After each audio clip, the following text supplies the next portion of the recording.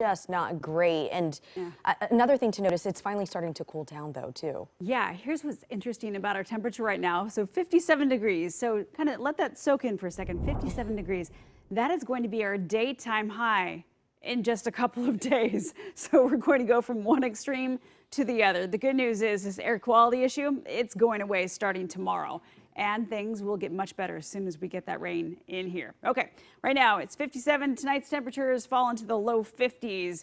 So dew point currently at 49. Our temperature gets close to that. It's a nice recipe for some fog. That plus our wind is barely moving. Okay, so it's the old inversion. This is the time of year to get it. That's typical. What's not typical is a wildfire smoke still pumping into our atmosphere, and that's mixing in with the little water droplets and creating basically smog. Yeah, you've heard about it in places like LA, but we're talking about wildfire smoke plus the fog. So everything gets trapped down below, hence the poor air quality for the second day in a row. Unhealthy category around Portland out towards Oregon City and Forest Grove, as well as Hillsborough. Very unhealthy right now for Scappoose. So let's talk about any kind of changes. Well, eventually there'll be some changes. Here's what's interesting. The bad air quality tonight forced Pilots women's soccer to postpone their game until next Wednesday. So in case you were looking forward to that, you can still wait another week and still watch it. Okay, here's your fog planner. Fog planner, that's right. Another morning with fog mixed in with smoke. That's going to lead to visibility that may be less than a quarter of a mile. When will the worst visibility show up?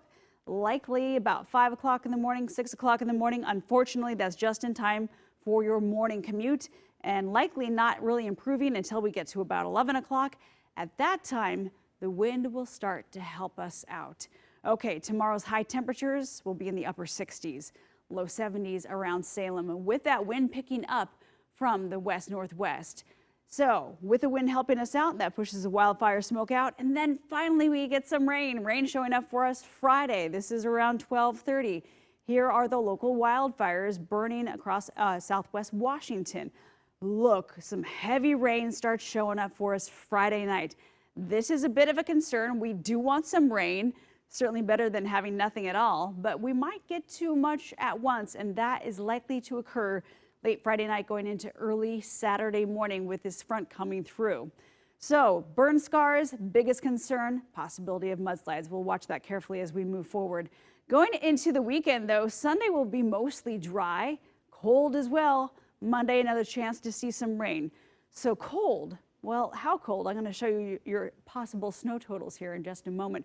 Rain totals though, anywhere from a ½ inch to about 7/10 of an inch for Friday.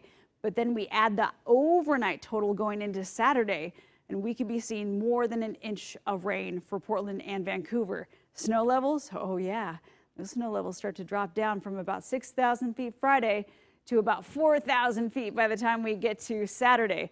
However, got to point out that we're not expecting snow to stick to the roads. Highway 26, you probably see it falling, but hard to get it to stick. You'd have to go up a little bit higher for that. 7-day forecast looks like this. Your temperatures, daytime highs in the 50s all the way from Friday through Wednesday of next week. Now, that's impressive. Kind of weather that should have happened